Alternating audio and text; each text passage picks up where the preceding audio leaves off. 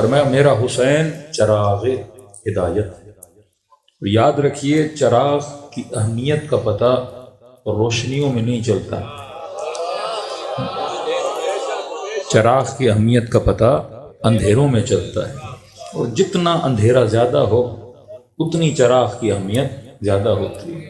اب رسول جانتے تھے کہ اس امت میں جانے کے بعد اندھیرے چھا جائیں گے، اور امت کے لیے اگر کوئی ہدایت کا چراغ بنا کر گئے تو وجود حسین ابن علی کو بنا کر گئے۔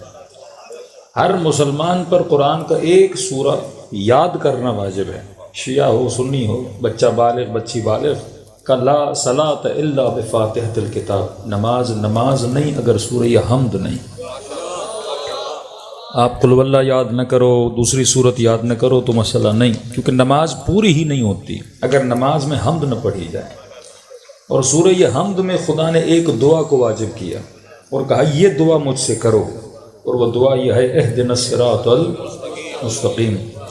اب سارے مسلمان دعا کر رہے ہیں اے خدا ہمیں سیدھے راستے پہ چلا، ہمیں سیدھے راستے پہ چلا۔ دیکھو اگر آپ کے پاس گاڑی اچھی سے اچھی ہو، روڈ اچھے سے اچھا ہو، بہترین موٹر وے پہ چلو، لیکن اگر اندھیری رات میں آپ کی گاڑی کے آگے چراغ نہ ہو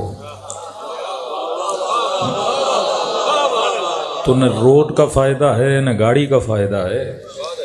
چھوٹا سا چراغ ہے لیکن یہ کمال یہ ہے کہ انسان کو راستہ دکھاتا ہے، کھڈوں سے کھائیوں سے بچاتا ہے، ایکسیڈنٹ سے بچاتا ہے۔ تو مسلمان دعا تو کر رہے ہیں کہ پروردگارہ ہمیں سیدھے راستے پہ چلنے کی ہدایت دے۔ راستہ بھی ان کو مل گیا لیکن جو آج تک ان کو نہیں ملا وہ چراغ نہیں ملا۔ آپ کامیاب ہو کیونکہ خدا نے آپ کو راستہ بھی دیا ہے، خدا نے آپ کو چراغ بھی دیا ہے۔ تبھی 1 ارب مسلمان ہیں لیکن آج بہادر کسی کو بولا جاتا ہے تو علی کے چاہنے والے کو بولا جاتا ہے۔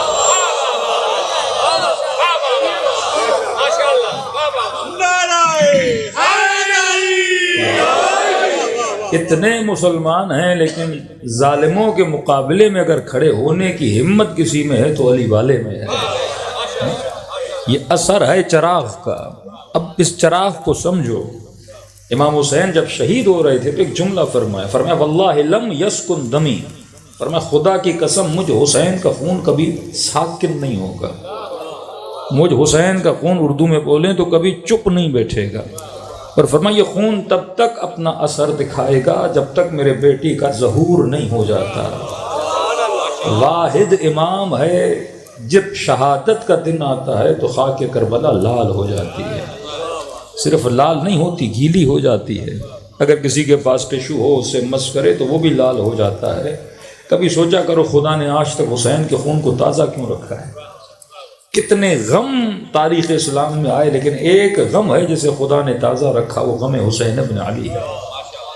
کتنے نبی گزرے، کتنے امام گزرے، لیکن جس امام کو خدا نے زندہ رکھا بطور حقیقی، جس کے ذکر کو زندہ رکھا، وہ حسین ابن علی ہیں۔ آج اگر شیعہ امیر المؤمنین کو بھی جانتے ہیں پہچانتے ہیں تو حسین کی وجہ سے۔ آج اگر ہم رسول کی معرفت دلوں میں رکھتے ہیں تو حسین کی وجہ سے۔ آج اگر ہم قرآن کو تھوڑا بہت جانتے ہیں تو حسین کی وجہ سے۔ اگر آج ہم تفسیر کی کچھ روایتیں پڑھ پاتے ہیں یا سمجھ پاتے ہیں تو حسین کی وجہ سے۔ آج اگر ہماری نسلیں خیبر جانتی ہیں تو حسین کی وجہ سے۔ اگر آج نسلیں خیبر و خندق جانتی ہیں تو حسین کی وجہ سے۔ شاید کوئی کہے کہ مولانا خیبر حسین کی وجہ سے، خندق حسین کی وجہ سے کیسے؟ میں نے کہا تو نے خیبر بھی سنی تو منبر حسین سے سنی۔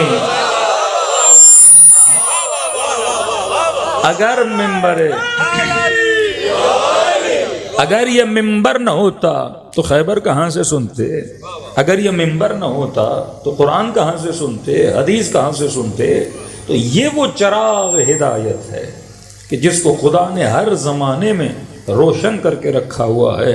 ہر چراغ بجھ سکتا ہے لیکن حسین کی مجلس کا چراغ کبھی نہیں بجھ سکتا۔ آج دنیا کا ایک ملک بتاؤ جہاں حسین کی مجلس نہ ہوتی ہے، جہاں جہاں شیعہ گیا۔ اب آپ کا وجود شمع ہے، حسین چراغ ہیں۔ شمع اگر بجھی ہوئی ہو تو چراغ سے روشنی لے کے جلا سکتے ہو، ہاں ایک منبع موجود ہو نا روشنی کا۔ اب جتنا بھی اس سے نور لو اس کا اپنا نور ختم نہیں ہوتا، مثال کے طور پہ ایک آگ جل رہی ہے، آپ نے موم بتی وہاں سے جلائی، اب 1000 موم بتیاں جلاؤ، اور یہ موم بتی جب روشن ہو جاتی ہے پھر اس کے اندر طاقت ہے، یہ 100 اور موم بتیوں کو روشن کر سکتی ہے۔ حسین نے تجھے روشن کیا، یہ شیعہ اس ملک سے نکل کے جہاں جہاں گیا اس نے وہاں وہاں اس روشنی کو پھیلایا۔ آج کہیں بھی کائنات میں جاؤ، تجھے رشیا جاؤ تو فرش ازاں ملے گا، یو کے جاؤ تو فرش ازاں ملے گا، یورپ جاؤ تو فرش ازاں ملے گا، آسٹریلیا جاؤ تو فرش ازاں ملے گا۔ اب یہ فرش ازاں کس نے پھیلایا؟ اس روشنی حسین ابن علی نے، کہ نسلیں فرش ازاں پہ آئیں، اس کے وجود کو امام حسین نے روشن کیا۔ تبھی کہا یہ آج جتنی بہادری کے قصے سن رہے ہو یہ کس کا اثر ہے؟ یہ فرش ازاں حسین کا اثر ہے۔ فرش ازاں نے نسلوں کو بہادر بنایا۔ یہاں صرف آ کے مصائب نہیں سنتا، اس مصائب کا اثر یہ ہے کہ مصیبت عباس اس کو بہادر بنا دیتی ہے۔ علی اکبر کا مصائب سنتا ہے تو بہادر بن جاتا ہے۔ مائیں جب فرش ازاں پہ بیٹھتی ہیں سنتی ہیں کہ ایک ماں کی گود میں 6 مہینے کا بچہ تھا اور تمنا کر رہی تھی کہ اصغر اے کاش تو جوان ہوتا، میں تجھے اکبر کی طرح حسین پہ قربان کرتی۔ پھر مولا یہ کہیں کہ رباب میں تمہارے اصغر کو اپنے اکبر سے بھی بڑھا دوں گا۔ تو فرش ازاں موت کے خوف کو ختم کرتی ہے، فرش ازاں بہادر بناتی ہے، فرش ازاں سخی بناتی ہے۔ بندہ پورا سال کنجوس ہو لیکن محرم آتا ہے تو حسین نظر و نیاز کرا کے اس کو سخی بنا دیتے ہیں۔ یہ جتنا اس نور سے جڑتے جاؤ گے وہ تجھے نورانی بناتے جائیں گے۔ یہ ہو نہیں سکتا کوئی حسینی ہو اور حسین اسے سخی نہ بنائے۔ ہاں پورا سال کنجوس ہوگا، چھوٹا بچہ، آپ تصور کرو ماں بھی کنجوس، ہاں باپ بھی کنجوس، لیکن جیسے محرم کا دن آیا ماں کو کہا کہ اماں مجھے تھوڑے پیسے دیں، ایک شربت کا شیشہ لوں، تھوڑی سی برف لوں، باہر سبیل لگانی ہے، تو ماں ہر شے کے لیے منع کرے گی پر حسین کی سبیل کے لیے منع نہیں کرے گی۔ خدا نے کیا بنا دیا؟ اس کے گھر میں سخاوت کا اجالا جلا دیا، اس کو سخی بنا دیا۔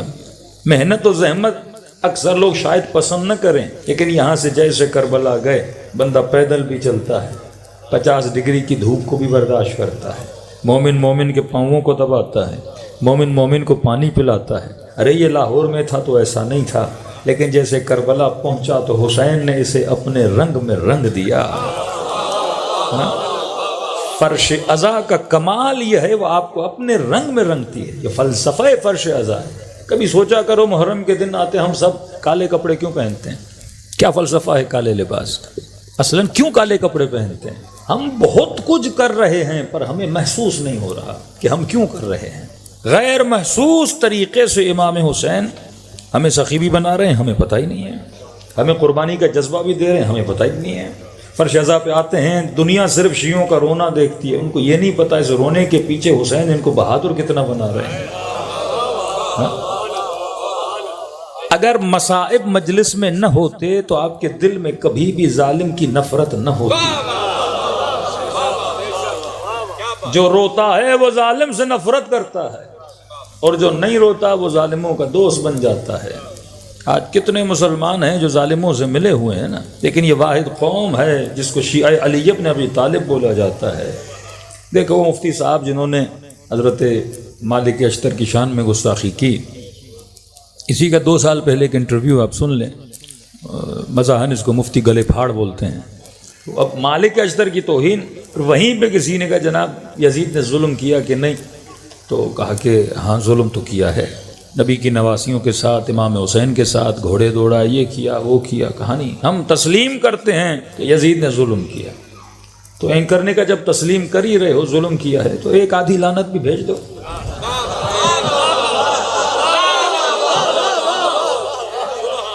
تسلیم کرنا اور ہے، اظہار کرنا اور ہے۔ اب یہ بولا بھی فلاں آدمی سے زیادتی تو ہوئی ہے، تو بھائی زیادتی ہوئی ہے تو رابطہ ختم کرنا اس آدمی سے۔ ایک بار کہتے ہو زیادتی کی ہے، دوسری بار اگلے دن ہوٹل پہ بیٹھ کے اس کے ساتھ چائے بھی پی رہے ہو، اس کے ساتھ کھانا بھی کھا رہے ہو، تو مطلب تمہارے دل میں اس کے لیے نفرت نہیں ہے نا۔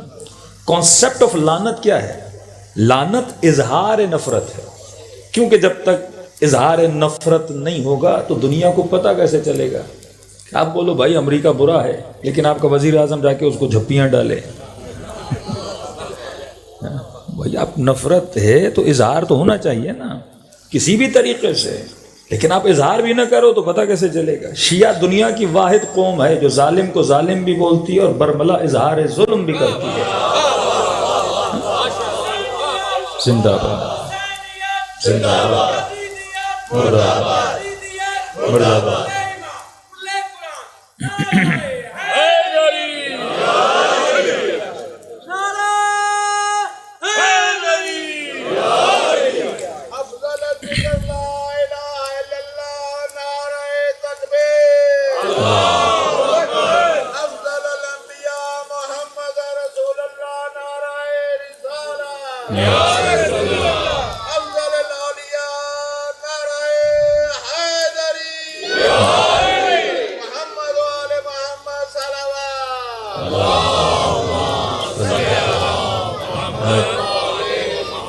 دیکھو نا، ہم بھیڑ بکریاں ہیں، ہم ہیں انسان۔ انسان جو بھی کرتا ہے وہ اپنے عمل کی حکمت کو سمجھے۔ کوئی ایک آدمی صبح سے شام تک لعنت بھیجتا رہے اور پھر ظالم کی نفرت بھی نہ ہو۔ لعنت کا مطلب یہی ہے کہ تمہارے دل میں اظہار نفرت پیدا ہو۔ کس سے اظہار نفرت پیدا ہو؟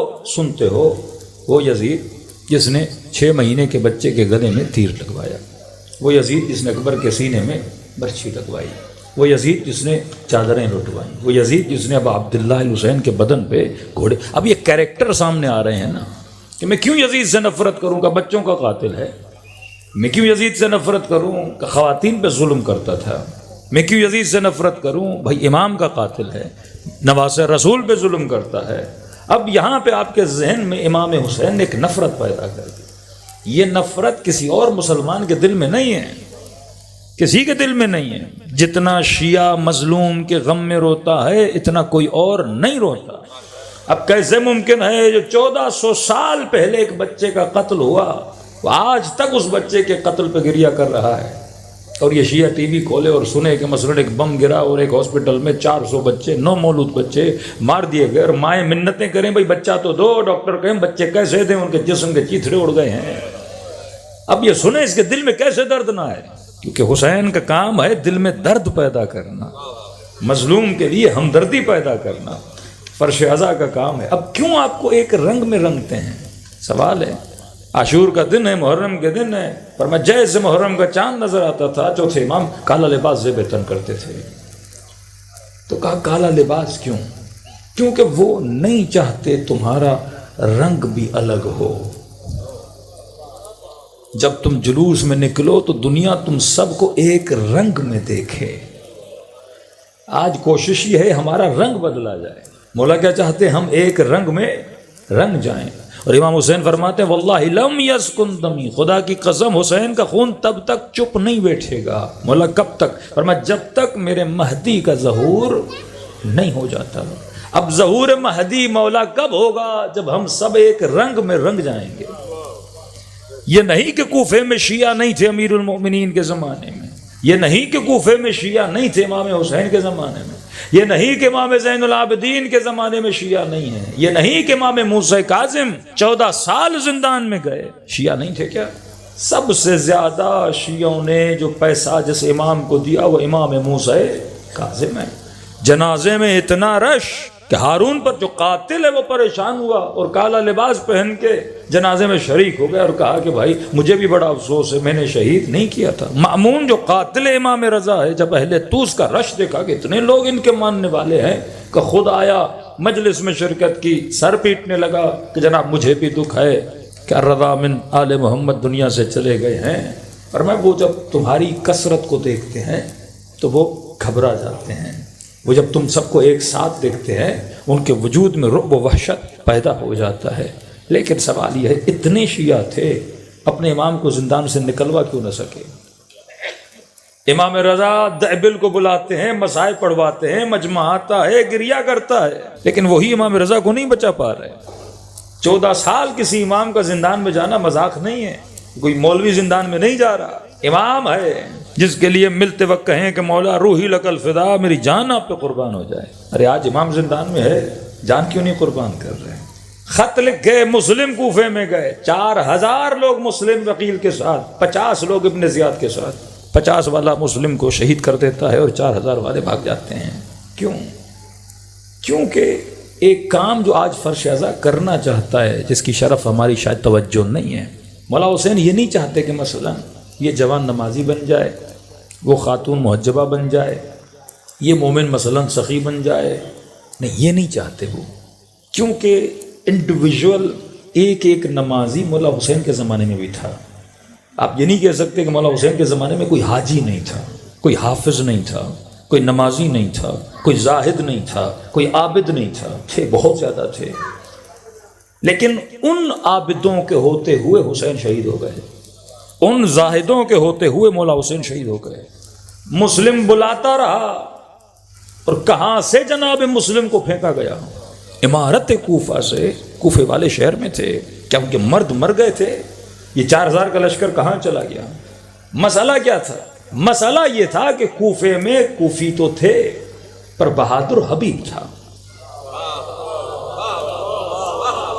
بہادر مسلم ابن اوسجہ ہے، بہادر ہانی ابن عروہ ہے۔ مولا یہ نہیں چاہتے کہ 4 بہادر ہوں، کہا کہ ہم ایک ایسا سلسلہ اللہ شروع کروائے گا بنام حسین، بنام فرش ازا حسین۔ اور مولا حسین کا کام یہ نہیں کہ ایک بندے کو بہادر بنائے، حسین کا کام یہ ہے جتنے فرش ازا پہ آتے ہیں سب کے سب کو ایک رنگ میں بہادر بنایا جائے۔ جب تم سب ایک رنگ میں رنگ جاؤ گے تب حضرت امام زمانہ کا کیا ہوگا؟ ظہور ہوگا۔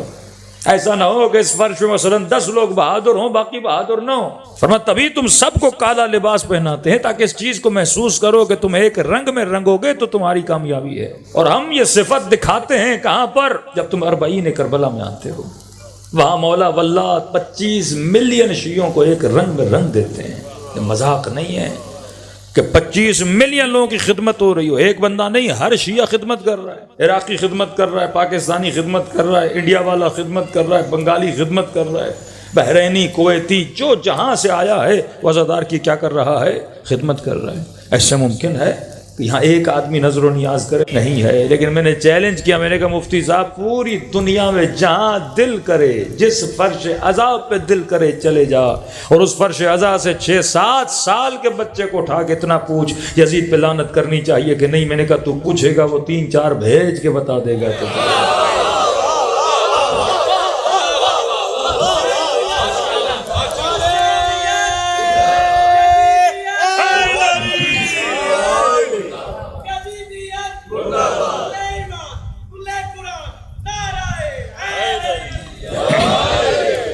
یہ شعور کس نے دیا؟ فرش ازا نے۔ آج آپ کی بڑے بڑے سیاستدان بڑے بڑے عہدوں پر ہیں، کہ جان جاتی ہے اگر مرد آباد امریکہ بولیں تو۔ کراچی میں سال محرم میں جس نے مرد آباد لکھا، جھنڈے لگائے، سارے اتار دیے انہوں نے۔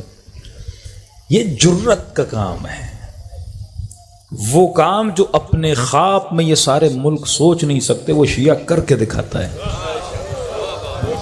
دیکھو گولیوں کا رکھنا کمال نہیں، گولی چلانا کمال ہے، بم بنانا کمال نہیں، یزید کو بم مارنا کمال ہے۔ یہ فرش ازا نے آپ کو جرت دی۔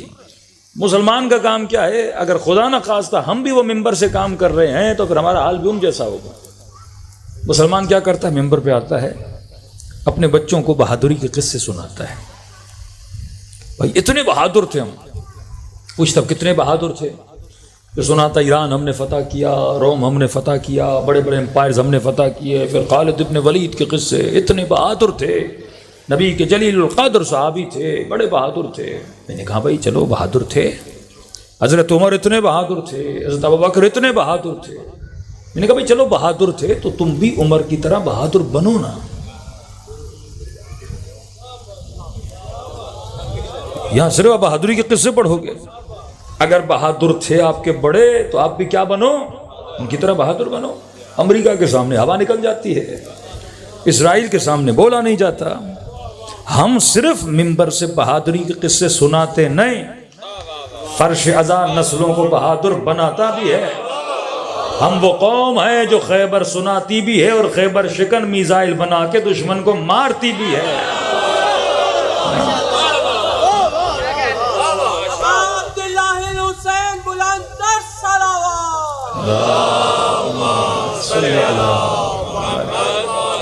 ہم شیعوں کے اندر ایک ایسا طبقہ بھی پیدا ہوگا یا ہو چکا یا ہو رہا ہے جو کہتے ہیں مولانا صاحب بس آپ پرانے قصے سنائیں نا، یہ بتاؤ یزید پہ لعنت، دیکھیں مولانا یہ پرانے یزید سے نکل کے نئے یزید میں نہیں آئے، تو میں نے کہا پرانے سے کس کو خطرہ ہے؟